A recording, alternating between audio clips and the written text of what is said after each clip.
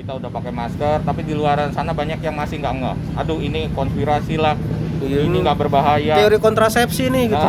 Iya, kalau mau tahu gimana ceritanya nanti main aja ke rumah sakit gitu. Nanti kita masukin ke ruang isolasi biar tahu tuh yang.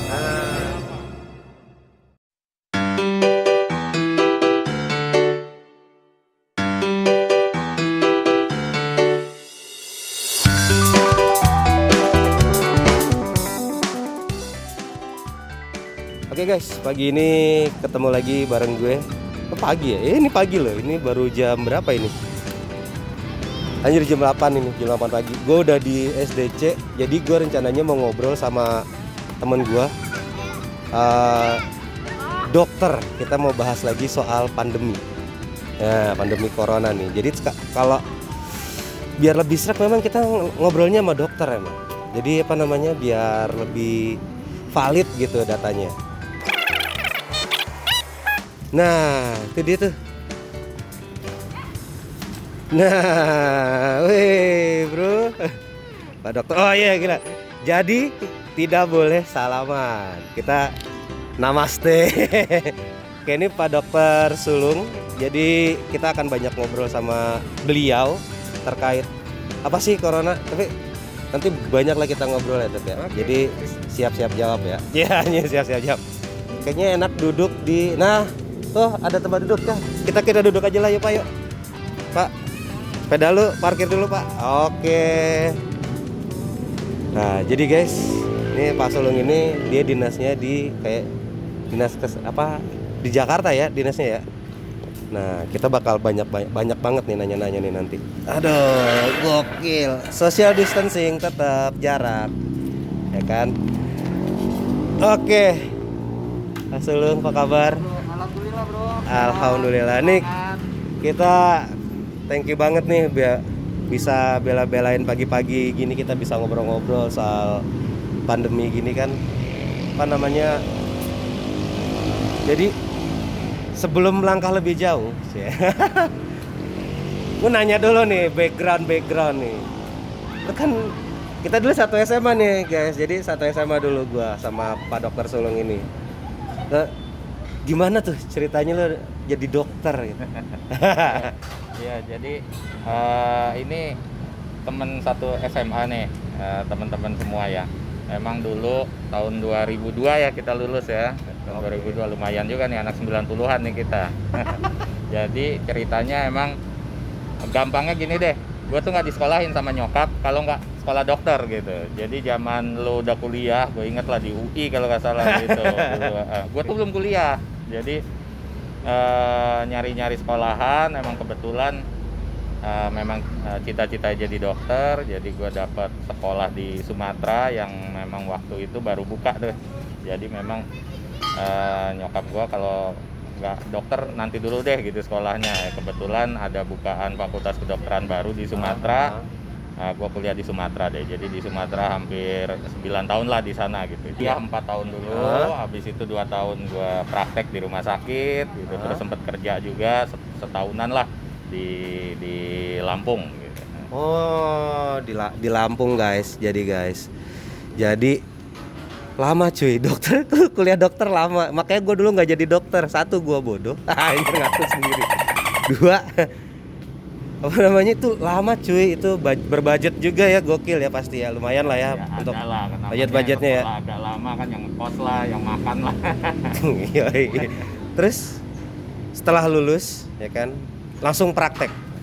Ya, jadi alhamdulillah lulus ya sama lah kayak teman-teman yang lain. Gue juga nyari kerjaan gitu, mulai dari klinik-klinik di rumah sakit sampai akhirnya tuh ada bukaan PNS tahun 2010. Nah, beberapa kali ngelamar jadi dosen gagal. Terus ngelamar jadi PNS. Total 11 kali lah gue ngelamar jadi PNS itu, berkali-kali gitu. Akhirnya emang ditakdirin harus balik ke tempat asal. Gue diterima di DKI Jakarta. Tahun 2011 gue pindah ke sini. Penempatannya tapi pertamanya di puskesmas di Kepulauan Seribu. Anjir. seru tuh nyebrang tuh. Lu praktek dokter, lu bidang apa? Jadi umum kah, gigi kah, penyakit dalam apa? Itu udah spesialis kan jatuhnya kalau kayak Iya, gitu. kalau gue masih dokter umum. Masih dokter umum. Di dulu awal masuk sini di Kepulauan Seribu sampai 5 tahun tuh di Kepulauan Seribu. Hah? Terus sekarang sih udah mutasi, jadi gue di provinsi. Mutasi jadi protozoa gitu, mutasi. Mutasi men, dia sih kayak X men, gokil. Dia gue dimutasi men. Anjir, berarti ketemu dokter X lu dulu. Profesor X. X men anjir. Tapi tak begini, gokil. Terus apa? Berarti udah masuk ke dinasan ya, PNS ya gitu ya. Kalau sekarang gue kerjanya di Dinas Kesehatan Provinsi DKI Jakarta. Jadi udah nggak praktek nih, udah nggak megang stetoskop. Ada kali 3 tahun mah, soalnya susah bagi waktunya gitu. Berangkat pagi pulang malam udah nggak sempet lagi praktek gitu. Jadi sementara prakteknya berhenti dulu. Sementara praktek berhenti dulu, jadi benar-benar fokus pada yang primary jobnya ya. Iya. Sebagai Gue sekarang kepala seksi di Dinas Kesehatan Provinsi DKI Jakarta. ih juara, gokil. Teman-teman cuy, mantap. Mantap sekali. Saya doang yang belum jadi apa-apa. Jadi vlogger aja, peace. Oke, terus kita bicara, ini kan lagi rame banget soal COVID, Dok. Cia, gue manggilnya dokter sekarang. Manggilnya Dok. Jadi kita pengen tahu nih, COVID itu makhluk apa sih gitu? Iya. Jadi sebetulnya COVID itu intinya virus ya. Oke. Virus itu sama kayak kita batuk, pilek itu yang nyebabinnya virus. Mungkin kita sama-sama tahu lah zaman SMA belajar sama biologi. Ukurannya kecil nggak kelihatan, harus pakai mikroskop gitu. Nah, coronavirus itu salah satu kelompok virus. Oke. Jadi dulu mungkin pernah dengar SARS. Ya, itu sama. Ini sekeluarga nih. Flu burung. Oh, jadi burungnya bersinacit gitu. Ini sekeluarga, sama jenis virusnya. Oke. Tapi ini jenis yang baru. Jenis baru ya. Dulu ditemukan, kita tahu lah sama semuanya di daerah Wuhan sana di Tiongkok. Awal diketemukannya ini jenis baru. Si COVID-19 ini ya. Sekarang namanya jadi COVID-19 ya, gitu. makanya gejalanya sama kayak dulu zaman flu burung, ada batuk, pilek, demam dan lain-lain. Nah, gejalanya sama, nyerangnya juga sama ke paru-paru gitu. Begitu. Jadi intinya ini virus yang sama kayak yang menyebabin sakit lain, tapi ini virusnya baru.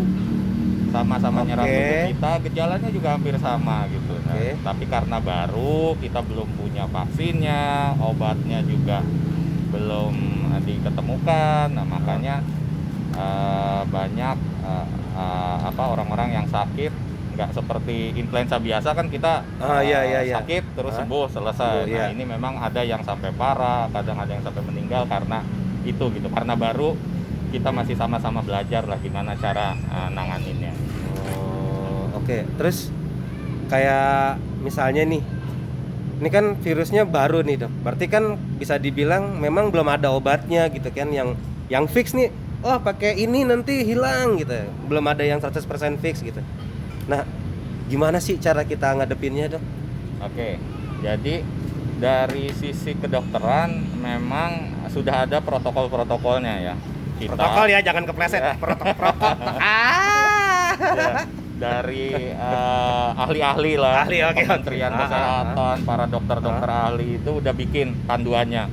Jadi kalau ada yang sakit harus diginiin gitulah, gampangnya di rumah sakit itu udah ada. Nah, sekarang masalahnya gimana kita yang nggak sakit? Yes, yang day to day-nya kita mesti survive. I will survive, gimana caranya sih gitu. Udah banyak ya, semua udah bikin promosi, udah pada baca, tapi nggak apa-apa kita ulang lagi aja gitu. Gampangnya begini, virusnya itu kalau masuk ke badan kita yang sakit itu nularnya lewat droplet. Pasti semua pernah dengar droplet. Droplet. Dompet. Droplet. Ya. Oke, droplet. Jadi droplet itu kalau kita bersin ada percikan-percikan kecil tuh. Kalau kita bersin kan aci gitu, terus gitu. ada Nah, ini kan karena pakai masker ini ketahan nih. Ada air-airnya. Itu yang nularin.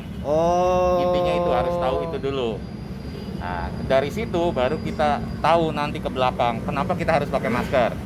Karena biar nggak nularin itu. Nggak muncrat. Biar muncratnya nggak keluar. Iya. Di dalam aja. Kenapa lu pakai masker, gue pakai masker? Padahal karena kita nggak tahu yang sakit siapa. Lu apa Jadi, gue? Iya, jadi sebenarnya yang pakai masker tuh yang sakit kan. Kalau yang nggak sakit nggak bakalan nularin. Betul. Nah, yang jadi masalah sekarang kita nggak tahu. Jadi banyak yang orang udah sakit ini tapi nggak ada gejala. Jadi kayak kita nih anak-anak muda dari statistik, kalau kita kena itu banyak yang nggak ada gejala, Win. Jadi sebenarnya udah positif nih, tapi karena kita kuat, sehat, kita olahraga, umur masih muda, itu jadi nggak ada gejalanya. Nah, Jadi, itu kerjaannya nularin aja tuh itu ya kayak gitu. istilahnya ODP. ODP apa? OTG, orang tanpa gejala. Oh, jadi kalau lo nonton berita guys, ada ngomong OTG. Nah, itu bukan flash disk colok begitu di handphone. OTG bukan guys. Itu orang tanpa gejala gitu ya, Dok ya. Iya. Dia tuh yang sumber apa kayak kagak sadar bawa udah punya, tapi gue fan aja kayak gue sekarang gue nggak tahu juga apakah gue OTG apa belum. Mungkin habis ini gue mau rapid test. Benar. Iya, mungkin habis ini gue mau rapid test karena gue fan aja gitu. Gue nggak tahu. Harus Gitu. diulang-ulang nih. Ini yang harus semua orang tahu gitu. Karena banyak orang yang nggak tahu kita nih sudah terinfeksi apa belum. Ya masa mau kita rapid test seminggu sekali kan capek juga. Boros, gitu. Pak. Iya. Boros, aduh kacamata gue pejata. Masa kita mau swab test 3 hari sekali kan nggak mungkin gitu. Nah, satu-satunya cara kita harus mencegah. Karena kita nggak tahu, otomatis yang semua harus memiliki protokol yang sama. Yang pertama itu pakai masker. Yang kedua, ini kalau kita dropletnya itu keluar, itu kan bisa nempel di mana-mana. Nah, ini nih. Ini Itu sebabnya semua orang harus cuci tangan. Itu sebabnya semua orang harus pakai Hand sanitizer. Nah, tapi diutamakan memang cuci tangan. Karena dengan cuci tangan yang baik dan benar, yang langkah-langkah yang baik dan benar selama 20 detik itu, lebih dari 90% kumannya mati. Jadi nggak usah repot-repot deh. Kalau mau sehat, terhindar dari COVID, rajin-rajin cuci tangan. rajin cuci tangan ya, rajin Jadi cuci tangan. penularannya tuh begini ceritanya. Misalnya lo positif, terus gua positif. bersihin. Ini kayak gini. Di bangku ini nempel. Akhirnya Nah, gua gue nggak tahu pegang. nih di sini ada COVID-nya apa enggak nih? Misal, kita kan nggak tahu kan, sama-sama Iya. nggak tahu. Kita pegang. Makanya orang nggak boleh megang-megang Muka, area wajah. Area wajah. Nempel dong di tangan. Lupa kita cuci tangan, nempel ke wajah, kenalah gua. Jadi kita putusin penularannya. Yang pertama lu pakai masker. Gua Jadi masker. nggak dropletnya nggak keluar dong. Oke. Kalau dropletnya keluar, gua kena, gua cuci tangan. Hilang dong. Yang ketiga, kalau misal gua nempel, cuci tangan belum, tapi nggak nyentuh muka, nggak kena juga dong. Masih aman tuh, itu masih aman iya. tuh. Jadi ada 3 hal nih. 1, masker. Oke, gue coba summarize. Masker. 2, cuci tangan. 3, kurang-kurangin megang muka cuy gitu. Kurang-kurangin kayak ngupil, korek-korek belek, kurang-kurangin. Apalagi kayak lu ada ngeliat cewek cakep terus beleleran gitu ya, gitu ngelap jangan. Itu kartun banget itu, sumpah. Jangan pegang muka. Kalau gatel garuk pakai alat kali ya, atau enggak lu cuci tangan dulu. Iya. Jadi sebelum apa-apa intinya adalah preventifnya kita. Habis kayak gue ketemu sama sulung ini kelar ini gue cuci tangan, gue mandi junub nanti gue apa. Karena gue ngeliat dia basah anjir. Basah cuy. Oke, terus nah ini penting nih, Dok. Jadi ini pakai hand sanitizer nih gue pakai hand sanitizer. Oke, yang 80% alkohol. Tuh COVID mokat ya harusnya ya. Jadi Ya kan? kalau pakai hand sanitizer itu dari beberapa penelitian tidak seefektif mencuci tangan. Oke, tidak Jadi seefektif kalau mencuci tangan, darurat silakan dipakai. Tapi sebaiknya memang lebih disarankan mencuci tangan. Karena pakai hand sanitizer itu tidak bisa membersihkan sebersih mencuci tangan. Kalau cuci tangan kan ke atas ke bawah. Pokoknya nih virus gampang banget hilang pakai sabun. Jadi abis kita lu punya baby kalau nggak salah, istri lagi hamil, Yes. pulang dari sini, baju semua buka, mandi. Tindihin istri. Jangan bro, lagi hamil bro. Iya kan biar lancar, Dok, gitu katanya. Gue jadi konsultasi gratis. Ntar baju nyampe rumah rendem di air sabun. Langsung tuh ya pokoknya ya. Kuman ini gampang banget mati pakai sabun pokoknya.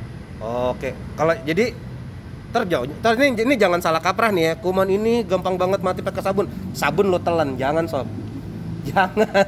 Nggak juga, apalagi buat ya kurang-kurangin lah gitu. Jaga stamina kita, kurang-kurangin yang main ngompaban itu kurang-kurangin cuy, kurang-kurangin. Terus apa namanya? Ini kita udah kalau si gue pakai tadi kan gue coba dalemin lagi. Gue udah pakai hand sanitizer, terus ini gue darurat nih dok, gue dari luar nih misalnya. Terus gue pakai hand sanitizer, berarti masih ada cairan hand sanitizernya di tangan gue. Terus gue pegang benda, mati nggak kumannya? Apa gue mesti habis itu gue pakai hand sanitizer lagi? Jadi hand sanitizer itu fungsinya sama kayak cuci tangan. Kalau kita habis megang sesuatu, terus ceritanya kumannya ada di tangan, pakai hand sanitizer, kuman yang di tangan yang mati. Yang di tangan. Oke, gue pegang bangku nih. Ya kalau di sini masih ada kuman, ada lagi. Berarti gue mesti ceratin lagi. Nah makanya banyak protokol di beberapa kantor itu yang kantornya harus didisinfeksi, dicuci, dielap. Nah, itu biar itu. Jadi yang tangan kita udah beresin, yang di benda juga diberesin. Iya, ngomong-ngomong disinfeksi itu, gue juga kayak sebulan yang lalu tuh melakukan disinfeksi di rumah gue. Lumayan berbudget, bro. Tapi ada cara yang nggak terlalu mahal, ada yang kalau memang budgetnya cukup ya manggil tim disinfeksi gitu. Kayak adalah beberapa brand yang nyediain paket-paket disinfeksi di rumah gitu, di kantor, dimanapun lah gitu. Terus nah ini kan kita udah dalam kondisi begini tuh ya kan, terus orang udah mau bergerak susah, mau apa-apa mau berkegiatan susah. Terus gue pengen nanya terutama di Jakarta, lo kan dinas di Jakarta dok ya. PSBB di Jakarta, apa singkatannya apa?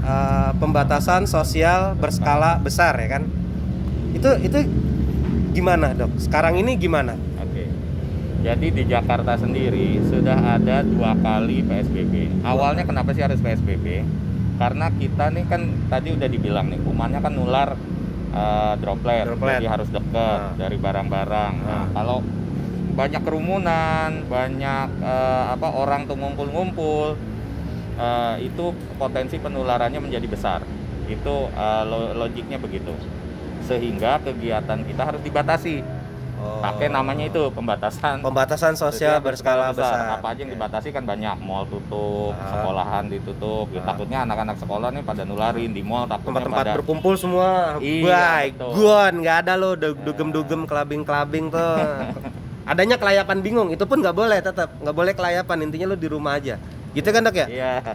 Jadi ini udah 2 kali kan kita sama-sama tahu ya. Udah kedua. Sekarang seperti yang Pak Gubernur Jakarta sudah umumkan, sekarang masanya transisi. Jadi masa transisi itu begini, kita punya hitung-hitungannya dari PSBB jadi PSBB transisi. Kapan sih itu bisa pindah? Itu ada hitungannya. Ya tinggal lihat aja di YouTube-nya Pak Gubernur, ada tuh. Ada beberapa indikator, ada indikator epidemiologis, ada indikator kesehatan masyarakat, indikator fasilitas pelayanan kesehatan, ribet dah pokoknya. Panjang. Itu yang panjang serius deh. Makanya dibaca sampai akhirnya ada kesimpulan kalau jumlah kasusnya udah mulai bisa ditekan dan lain-lain, fasilitas kesehatannya udah cukup akhirnya dan lain-lain, akhirnya diputuskan untuk masuk masa transisi. Nah, transisi ini diatur juga apa yang boleh, apa yang nggak boleh gitu, tetap diatur. Jadi sekolah kan sama aja belum buka. Peribadatan misalnya, tempat peribadatan, masjid, gereja, lain-lain boleh, tapi harus ada physical distancing, pakai masker, 50% dari jumlah kapasitas. Jadi PSBB aturannya begini, transisi ada lagi. Nah, itu lengkap tuh dijabarkan. Transisi itu maksudnya untuk mengukur.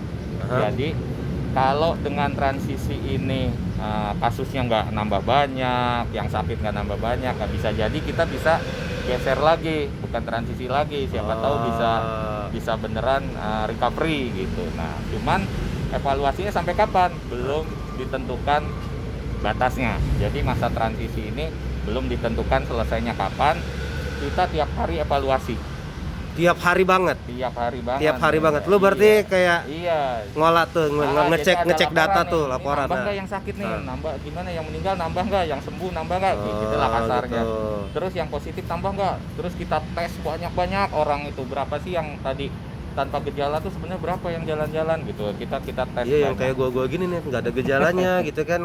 Orang-orang yang ngerasa dirinya sehat-sehat aja tapi nggak tahu apakah gua sebagai carrier. Nah, Bukan backpack ya, bukan backpack. Carrier itu bawa, ini di sini konteksnya bawa virus cuy. Bukan carrier buat naik gunung loh gitu. Terus kita apa namanya? Sekarang kan lagi ngetren. Iya. Dari presiden pun juga nyebut kan. Kita akan memasuki era new normal. Gua nangkepnya apa namanya? New normal tuh ya, kalau dari gue pribadi nih, gue coba nangkepnya ya kayak gini. Kita tetap bisa beraktivitas tapi ya pakai masker, pakai segala macam tindakan protektifnya segala macam lah. Nah, kalau dari sisi Bapak dokter, dari sisi yang idealnya tuh new normal tuh memang gimana sih gitu? oke. Ya sebenarnya istilah itu juga istilah yang baru ya, beberapa orang, tapi intinya begini, kalau kebijakannya memang tadi masih namanya masa transisi.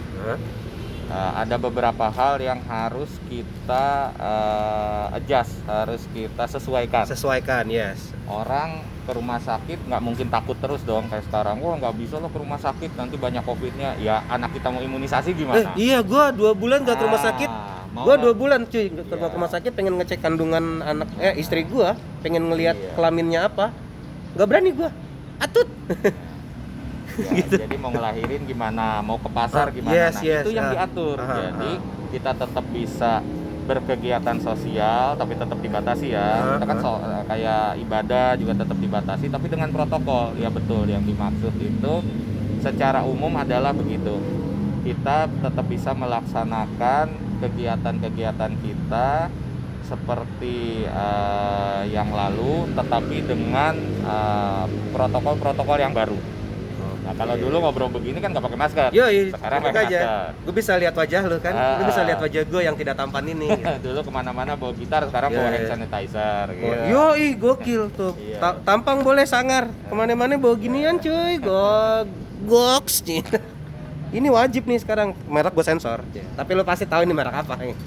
Ya, jadi kebiasaan-kebiasaan seperti itu, seperti kita juga tahu mungkin di TV juga udah ada beberapa ya, ada beberapa pasar gitu yang menerapkan pola di masa transisi ini. Sudah dilihat, ada yang penjualnya pakai bilik lah. Iya, pakai bilik plastik tuh. Ada di thermal gun dulu, yang sakit nggak boleh masuk, terus ada tempat cuci tangan. Nah, itu yang dimaksud adaptasi kebiasaan baru di masa transisi. Oh, iya tuh kayak sekarang kayak kemana-mana tuh. Gue kalau ketemu sama security sama apa gitu, gue pasti ditembak. Gue kan udah punya bini ya, pasti gue talak lah, gokil kan. Terus gue emang yang lagi kurang hasrat aja gitu ya. Udah tembak mulu gue sama security. Mas, maaf mas gitu, saya udah punya bini. Gue bilang aja gitu. Gue ditoyor. Oke, dok. Jadi untuk ini kita masuk. Gue ada satu pertanyaan terakhir. Ini penting banget. Kalau buat lu menghadapi ini normal ini, lu tuh makin deg-degan atau lu malah kayak lega, akhirnya udah masuk ke periode ini gitu. Ya, jadi yang harus diingat gini, kayak tadi gue bilang, ada orang-orang tanpa gejala. Biasanya menurut secara statistik, ini kayak kita nih, umur-umur muda, muda belia mempesona. muda dan berbahaya Yoi. kayak kita nih gitu. Tapi ingat Win, kita punya anak, lu punya bini lagi hamil. Betul, aduh. Lu bisa nggak ada gejala, tapi anak lu sama bini lu kalau kena, itu bisa jadi bergejala dan bisa jadi parah gitu. Nah, itu yang kita takut. Jadi pesan gua nih, memang kita sudah mulai longgarkan sedikit demi sedikit, tapi justru itu jangan membuat kita abai. Lengah ya. Iya. Dan yang paling gua ngeri bukan orang kayak lo yang ngerti protokol, bukan kayak teman-teman di sini yang tahu, yang pakai masker, justru yang mengabaikan protokol yang kita ngeri.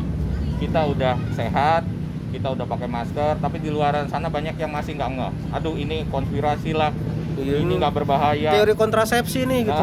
Iya. Kalau mau tahu gimana ceritanya nanti main aja ke rumah sakit gitu. Nanti kita masukin ke ruang isolasi biar tahu tuh yang sakit itu kayak apa gitu. Itu tuh gue potong sedikit itu tuh. Gue tuh di kepala gue tuh selalu kepikiran kayak gitu. Lu ngomong ini mah corona mah nggak apa-apa. Coba lu gue seret, gue masukin ke rumah sakit ya. Di ruangan isolasi yang memang ada pasien di sana. Gue pengen tahu responnya kayak apa. Yakin jiper juga. Iya. Yeah. Intinya kita harus sama-sama menjaga. Bukan Yes, betul. Gua aja yang ngejaga, lu nggak jaga, itu nggak jalan. Ini bareng-bareng cuy. Iya. Ya, sini project bareng-bareng. Dan kasihan keluarga kita, kasihan tetangga kita gitu. Bisa jadi kita kuat, tapi keluarga kita kalau kena bisa jadi mereka orang yang rentan. Kasihan orang tua yang rentan. Oh iya. Ibu hamil itu rentan, anak-anak rentan. Kalau lo abai dengan itu semua, kasihan. Lo pasti punya orang tua, lo pasti punya anak, punya ponakan gitu. Itu yang lo pikirin. Kalau kita yang seger-seger aja mungkin nggak masalah. Jadi please guys, bahasa intinya please guys gitu. Baca lagi protokolnya. Ngomong langsung ke viewer gua, ngomong. Jangan diabaikan. Ini bukan hanya menyelamatkan lu aja, tapi juga menyelamatkan keluarga lu, teman-teman lu, tetangga lu. Gua pernah update sekarang begini. Pakai masker itu bukan karena lu takut ketularan, tapi juga lu harus ngerasa lu takut, lu jangan-jangan lu yang menularkan gitu. Jadi jangan pede lu nggak sakit gitu, jangan-jangan lu yang menularkan. Jadi lakukan protokol di masa transisi ini, disiplin, karena kita nggak tahu siapa yang bisa menularkan gitu. Gokil, mantap guys. Jadi corona itu dibilang berbahaya banget, depends ya, tergantung daya tahan tubuh pada akhirnya, ya kan. Tapi dibilang nggak berbahaya juga ya enggak gitu, karena tadi tiap orang daya tahan tubuhnya beda-beda. Dengan perbedaan itu, mari kita coba lawan ini dengan mari kita generalisir, anggap aja gue yang punya deh gitu. Jadi gue sendiri yang protektif gitu kan dok ya. Jadi gue sendiri yang mencegah untuk tidak menularkan. Biarpun di kepala gue bilang gue sehat-sehat aja, gue ini gue itu, gue lihat tuh gue lari 20 kilo gue masih bisa. Belum tentu lu nggak kena cuy, belum tentu lu bukan carrier gitu. Itu bisa difiksin setelah di swab test ya, di swab yang dicolok-colok tuh ya kan. Atau yang paling cepatnya ya rapid test lah buat ngecek. Rapid test tuh ngapain dok? Gue lupa. Ya, jadi itu pemeriksaan cepat aja, pemeriksaan cepat tahu reaktif apa enggak. Tapi itu enggak 100% nunjukin kalau kita positif tapi juga enggak nunjukin kalau 100% negatif. Memang sekarang masih harus, kalau mau pasti di swab itu. Sakit loh di swab itu. Sakit. Enak mah disuapin. Iya. Jomblo jangan baper anjir. Oke, jadi kayaknya gue cukupkan dulu sampai di sini, Dok. Thank you banget, gokil. Informasinya berharga banget. Mungkin udah banyak juga orang yang informasi yang berseliweran di sana dan di sini, tapi mudah-mudahan di kita punya TV, anjir. Lu bisa dapat informasi yang sedikit berbeda dari sudut pandang yang lain. Gitu guys. Jangan lupa subscribe, like, subscribe, sama nanti tuh ada lonceng tuh, aktifin loncengnya. Jadi kalau ada video baru, lu duluan dah tuh yang nonton. Lu mau ngehina gue, lu mau setuju, lu mau nggak setuju, tuh ada kolom komen. Nah, sampaikan di situ cuy, ya. Subscribe pokoknya jangan lupa. Ketemu lagi di episode berikutnya, di video-video gue yang selanjutnya yang akan bahas hal yang lain-lain lagi. Intinya tetap semangat, jangan menyerah lah pokoknya. Kita bisa ngadepin si corona ini bersama-sama dengan tidak lengah. Dah, itu aja. Oke guys, sampai ketemu lagi di video berikutnya. Ciao. Bye.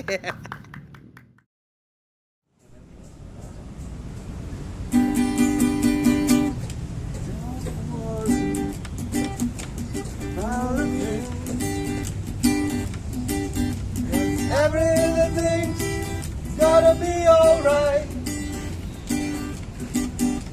Don't worry.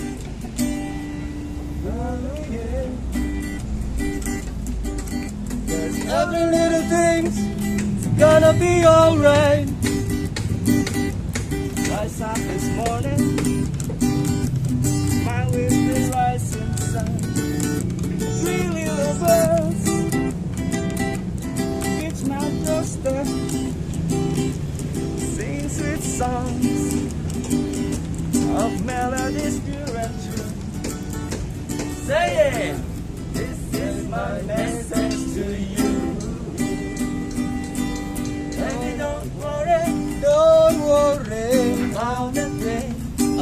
the things, 'cause every little thing's gonna be alright. Don't worry about the thing. No, 'cause every little thing's gonna be alright. Rise up this morning, I was the rising sun, really the best. Reach my doorstep, singing sweet songs of melodies pure and true. Say it! This is my message to you.